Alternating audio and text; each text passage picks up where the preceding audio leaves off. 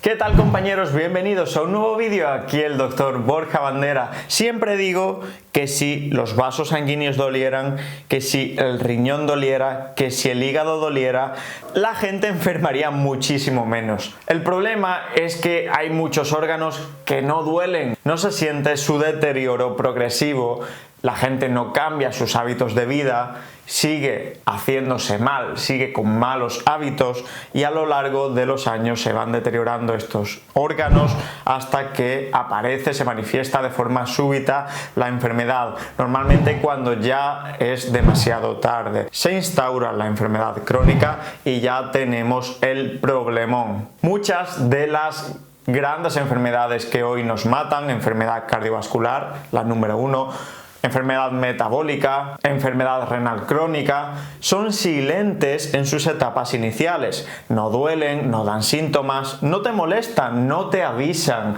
no te dicen cuidado que soy tu riñón, soy tu hígado, soy tu corazón y estoy empezando a enfermar, mis arterias se están obstruyendo porque no dejas de comer mal, porque eres sedentario, porque duermes poco. Cuidado que dentro de 10 años vas a tener un infarto. No avisan y como no avisan, pues acabamos teniendo el problema. Pero si tenemos buen ojo clínico, podemos advertir mucho antes de que ocurra el problema de la presencia de unos signos, algunos signos en la piel que te pueden poner sobre aviso de que algo no va bien y que tienes mayor riesgo que otra persona de tener enfermedad cardiovascular. ¿Y a qué me refiero con enfermedad cardiovascular? Pues problemas en el árbol vascular, ¿vale? Y eso básicamente a día de hoy se resume en enfermedad del corazón, ya sea enfermedad coronaria o insuficiencia cardíaca, enfermedad de las arterias del cerebro, popularmente conocido como ictus, un infarto isquémico o hemorrágico en el cerebro, ¿vale?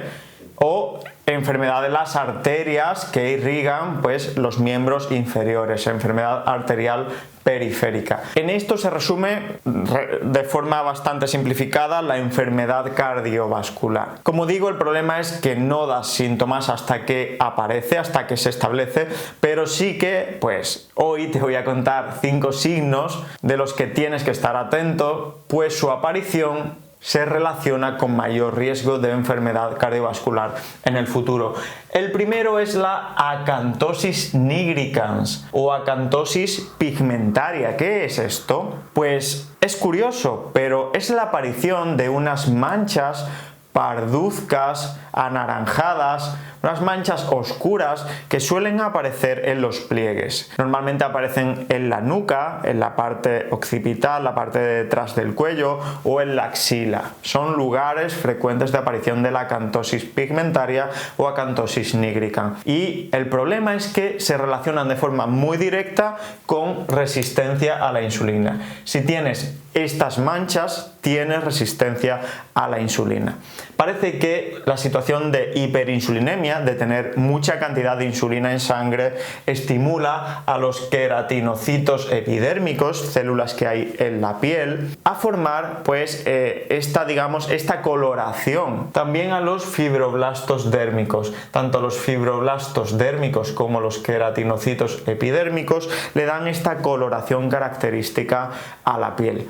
¿Y qué es la resistencia a la insulina y por qué es tan peligrosa? Tengo varios vídeos hablando de ello, pero básicamente cuando nos encontramos en una situación de exceso de energía crónico y esto lleva a obesidad, sobrepeso, diabetes tipo 2, se da la situación de que el páncreas produce mucha insulina para metabolizar pues mucha cantidad de energía, normalmente de glucosa, que no metabolizamos, que no consumimos. Llega un momento en que las células se hacen insensibles a la acción de la insulina. La insulina lo que hace básicamente es introducir energía dentro de las células, introducir glucosa dentro de las células. Pero como digo, llega un momento en que esas propias células se hacen insensibles a la acción de la insulina, básicamente desobedecen a la insulina, no le hacen caso a la insulina. ¿Esto qué condiciona? Pues más hiperglucemia en sangre, porque el azúcar no se puede meter dentro de las células. ¿Y qué hace el páncreas? Pues dice, no puedo tener el azúcar tan alto en la sangre, voy a segregar, voy a producir más más insulina todavía, con lo que tenemos cada vez más glucemia, hiperglucemia y más insulina, hiperinsulinemia. Esta situación es la que estimula a la piel a producir este tono parduzco que conocemos como acantosis nigricans, que por suerte nos da la pista de que algo no está funcionando, aunque probablemente haya otros signos más que evidentes de resistencia a la insulina, como obesidad, sobre todo obesidad abdominal, y malos hábitos en general. No hace falta que aparezca la acantosis nigricans para darte cuenta de que algo no está funcionando. No obstante, es un signo bastante útil y bastante práctico que tienes que conocer. El segundo punto son los xantomas eruptivos. Son unos acúmulos de grasa que pueden aparecer en la piel. Tienen un tono anaranjado, amarillento. A veces se rodean de un tono rojizo, como inflamado. Y básicamente son acúmulos de triglicéridos en la piel. Tener xantomas eruptivos se relaciona con tener una cantidad de triglicéridos en la sangre elevadísima, tan elevada que forman lo que se llama como kilomicronemia, es decir, un acúmulo excesivo de kilomicrones en sangre. Los kilomicrones básicamente es la forma que tienen los triglicéridos de acumularse y transportarse por la sangre. ¿De acuerdo? Es el típico plasma, la típica sangre lechosa de una persona con muchísima cantidad de triglicéridos en sangre. Es decir, hay personas que si tú ves su sangre, su plasma, en vez de plasma normal, pues parece leche condensada, y básicamente se debe a este acúmulo tan grande de triglicéridos en sangre. Cuidado, porque se relaciona con más problemas cardiovasculares de forma independiente, así que es un signo también de alarma.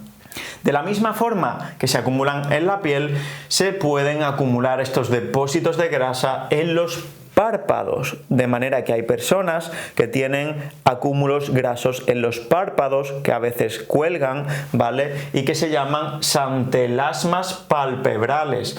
Del 20 al 70% de estas personas tienen hiperlipidemia, es decir, un acúmulo patológico de grasa en la sangre, es decir, un panel lipídico que no nos gusta a los médicos, ya sea porque tienen colesterol muy elevado, triglicéridos muy elevados o ambos muy elevados. Y cuidado, porque hasta hace poco tiempo se pensaba que una situación llamada arco corneal o arco senil, que es la aparición de un arco blanquecino en los ojos relacionado con un depósito de colesterol en el estroma corneal, se relacionaba igualmente con la enfermedad cardiovascular.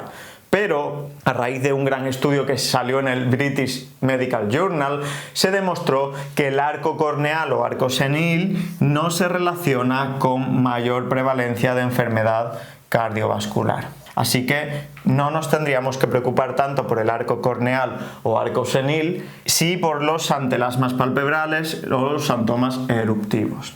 El cuarto punto es muy interesante, son los famosos edemas, los edemas en miembros inferiores. Para entender qué es un edema tenemos que entender un concepto de fisiología que se llama las fuerzas de Starling, ¿vale? Las fuerzas de Starling están dictaminadas por el equilibrio entre la presión hidrostática y la presión oncótica dentro de un vaso sanguíneo.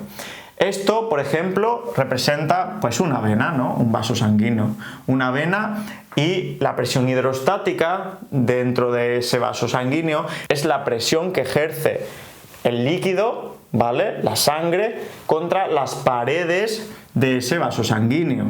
Es decir, es la fuerza que quiere salirse del vaso sanguíneo. Mientras que la presión oncótica o coloidal es la fuerza que mantiene el líquido dentro del vaso sanguíneo. Normalmente está derivada de los coloides, generalmente la albúmina, las proteínas, ¿vale? Del equilibrio de la presión hidrostática y la presión oncótica, pues deriva que la sangre, el líquido, se quede dentro del vaso o salga fuera del vaso. ¿Qué ocurre si hay un desequilibrio? Por ejemplo, porque aumente la presión hidrostática o disminuya la presión oncótica. Pues si hay un desequilibrio, la sangre, el líquido dentro del vaso tiende a salir al espacio intersticial, fuera del vaso. Sale fuera del vaso y genera los llamados edemas en miembros inferiores, edemas maleolares, edemas pretibiales, que es ese acúmulo de agua que se ha salido del vaso, está en ese espacio intersticial, está fuera de los vasos sanguíneos, ¿de acuerdo? ¿Qué situación produce un aumento de la presión hidrostática típicamente? Pues la insuficiencia cardíaca congestiva, ¿vale? El corazón es una bomba que bombea sangre, valga la redundancia, bombea sangre arterial a los órganos y recoge sangre venosa. Cuando esa bomba, que es un músculo que se contrae, cuando esa bomba está debilitada, está débil, no puede enviar sangre a los órganos con fuerza, porque está débil, está debilucho. ¿Qué ocurre? Que envía demasiada poca sangre y no puede hacer frente a toda la sangre que le llega por detrás, que es la sangre venosa. ¿Qué pasa? Pues que toda la sangre que retorna de los miembros inferiores no puede subir porque hay como un atasco en la autovía. El corazón no puede bombear suficiente sangre y la sangre se acumula, aumenta la presión hidrostática en el sistema venoso y la sangre se sale del vaso. Si a esto se suman situaciones que disminuyen la presión oncótica, como por ejemplo la desnutrición, pues tenemos el cóctel perfecto para que haya un desequilibrio entre presión hidrostática y presión oncótica y salga pues líquido fuera del vaso sanguíneo y se produzca un edema intersticial, que básicamente es el aumento de tamaño que siempre vemos en personas mayores con insuficiencia cardíaca congestiva, ¿vale? Y que se caracteriza por ser un edema bilateral, es decir, se produce de forma simétrica en ambos miembros inferiores y deja lo que se conoce como fóvea, es decir, si presionas el edema deja el huequecito de tu dedo gordo, esa es la fóvea, ¿vale? Y pues hay que diferenciarlo de la segunda causa más frecuente de edemas bilaterales de miembros inferiores, bilaterales o unilaterales, pero suelen ser bilaterales, que es la insuficiencia venosa congestiva. La insuficiencia venosa congestiva es básicamente un problema en la red venosa, las venas no funcionan bien, no devuelven la sangre al corazón de forma eficiente y pues ocurre lo mismo, la sangre se sale del vaso porque al no funcionar las venas bien, la presión hidrostática aumenta porque hay otro atasco en la autovía, no puede subir la sangre bien al corazón. Pero a diferencia de la insuficiencia cardíaca congestiva, en la insuficiencia venosa crónica se da un fenómeno típico, característico, que es la lipidodermatoesclerosis. Palabra compuesto y raro. Es básicamente esa coloración oscura, ese aspecto de piel endurecida que se dan en las personas que tienen insuficiencia venosa crónica. Eso se produce por el acúmulo de hemosiderina, un producto de desecho de los glóbulos rojos, por la necrosis de la piel y por la fibrosis que acaba produciéndose en la piel. Es esa pierna endurecida, de color oscuro, rojizo, con un tacto muy peculiar, fría, con mala circulación, incluso con zonas necróticas, ¿de acuerdo? Y pues es típica de la insuficiencia venosa crónica y hay que diferenciarla de la insuficiencia cardíaca congestiva, que básicamente es lo que se relaciona con pues mayor enfermedad cardiovascular, porque la insuficiencia cardíaca congestiva forma parte del compendio de la enfermedad cardiovascular. Así que cuarto punto, edemas bilaterales de miembros inferiores. Quinto punto, quizás no tenga directamente que ver con la piel y sea más una medida antropométrica, pero es esencial. La he comentado en otros vídeos. Es el índice cintura-altura, la relación entre el perímetro de cintura y tu altura. Si esa relación es más de 0,5, tienes problemas, tienes probablemente resistencia a la insulina, obesidad visceral y acúmulo patológico de grasa en órganos internos, corazón, riñones, hígado. Ese acúmulo de grasa genera lo que se conoce como lipotoxicidad, porque los órganos tienen cada uno sus funciones determinadas y no están hechos para almacenar grasa, al menos no para almacenar grandes cantidades de grasa. Cuando tenemos grandes cantidades de grasa acumuladas en un órgano que tiene otra función, ese órgano empieza a fallar, ese órgano no funciona bien, ese órgano empieza a tener problemas. Eso se conoce, repito, como lipotoxicidad y se da tanto en los riñones como en el corazón, como en el páncreas, como en el hígado y en cualquier órgano, ¿vale? Chicos, 5 signos cutáneos de que las cosas a nivel cardiovascular pueden no estar yendo bien. Tienes que conocerlos, tienes que saber interpretarlos, pero sobre todo lo que tienes que hacer es saber cambiar tus hábitos si están presentes. Ya sabéis, ejercicio físico, cardiovascular y de fuerza. No está de más también introducir algún periodo de ayuno intermitente, mejorar la calidad de tu dieta, dejar alcohol y tabaco, mejorar el estrés crónico y dormir lo que necesitas. Con eso tienes más del 90% conseguido. Un fuerte abrazo, nos vemos en el próximo vídeo y a seguir empoderando.